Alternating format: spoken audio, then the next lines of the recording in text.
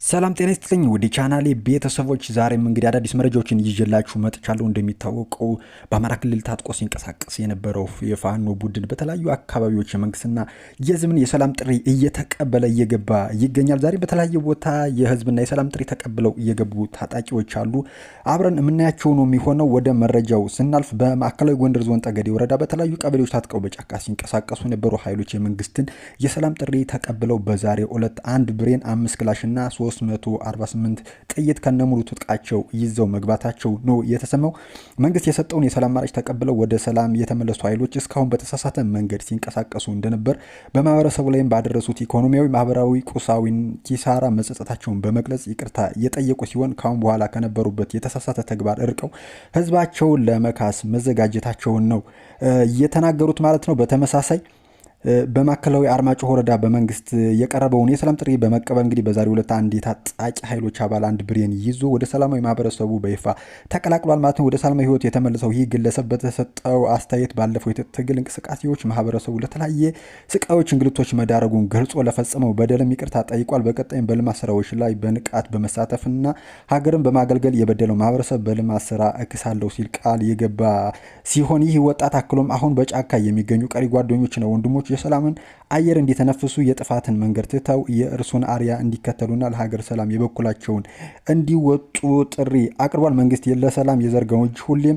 ክፍት መሆኑንና ወደ ሰላም የሚመጡ ዜጎችን በደስታ እንደሚቀበልም በለቱ ነው የገለጸው ማለት ነው። በተመሳሳይ የበደልነው ህዝብ ለመካስ እንሰራለን። የመንግስትን የሰላም ጥሪ የተቀበሉ ታጣቂዎች ናቸው እንደዚህ ያሉት በደቡብ ጎንደር ዞን ላይ ጋይንት ወረዳ መንግስት ያደረግላቸውን የሰላም ጥሪ የተቀበሉ ታጣቂዎች እየገቡ ይገኛል። በተለይ በጎንደር ዙሪያ የሰላም ጥሪ የተቀበሉ ታጣቂዎች መካከል ቡድኑ መሪ እና በታጣቂ ቡድኑ አጠራር ሻለቃ መሪ ብለው የሚጠሩት ባብዬ ኃይሌ እንደተናገረው በተሳሳተ መንገድ በጫካ በመግባት የሚኖሩበትን አካባቢ ህዝብ ማጎሳቆላቸውና መበደላቸውን ገልጿል። ታጣቂዎቹ በቀጣይ የበደሉትን ህዝብ ለመካስ እንደሚሰሩም ነው የተገለጸው። በላይ ጋይንት ወረዳ ጨጭሆ ቀጠና ታጥቀው ሲንቀሳቀሱ የነበሩና ራሱን የጨጭሆ ብርጌድ ብሎ የሚጠራውና በባብዬ ኃይሉ የሚመራው ቡድን ነው የመንግስት ያቀረበውን አማራጭ በመቀበል አንድ ብሬን 8 ክላሽ ከሁለት የቃታ መሳሪያዎች ጋር ትጥቃቸውን በመያዝ ከነ ትጥቃቸው የገቡት ማለት ነው። ታጣቂዎች ሲገቡ የሀገር መከላከያ ሰራዊት አመራሮች፣ የሃይማኖት አባቶችና የሀገር ሽማግሌዎች፣ የወረዳው አመራሮችም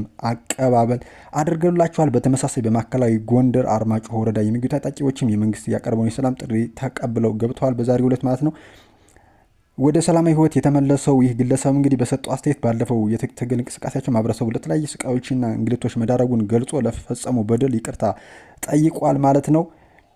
ወደ መጨረሻው መረጃችን ስናልፍ ከትግራይ አካባቢ የተሰማ አንድ መረጃ አለ። የትግራይ ህዝብ በመረጠው መንግስት መተዳደር አለበት፣ ጊዜያዊ አስተዳደሩ መቀጠል የለበትም ሲሉ ጄኔራል ሳሞራ የኑስ ናቸው የተናገሩት። የቀድሞ የኢትዮጵያ መከላከያ ሰራዊት ኢታማዦር ሹም ጄኔራል ሳሞራ የኑስ ከህወሓት የትግራይ ጋዜጣ ጋር ባደረጉት ቃለ ምልልስ የትግራይ ህዝብ መሪውን መምረጥ ብቻ ሳይሆን በመረጠው አስተዳዳሪ ስር መኖር ይኖርበታል ያሉ ሲሆን ጊዜያዊ አስተዳደሩ መቀጠል እንደሌለበትም አጽንኦት ሰጠው ገልጸዋል። ጊዜያዊ አስተዳደሩ እንዳይቀጥል ደግሞ የግዴታ ምርጫ መካሄድና ህዝቡ መሪውን መምረጥ እንደሚገባ አስረድተዋል።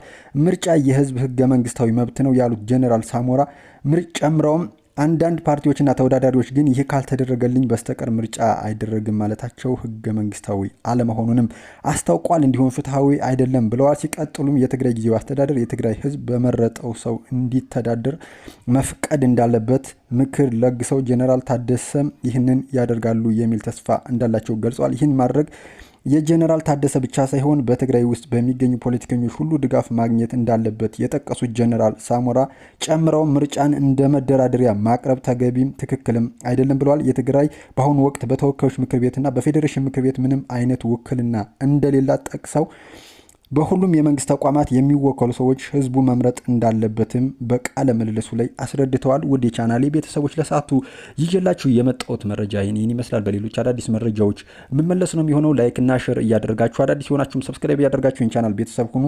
በሌላ መረጃ መመለሳለሁ። መልካም ጊዜ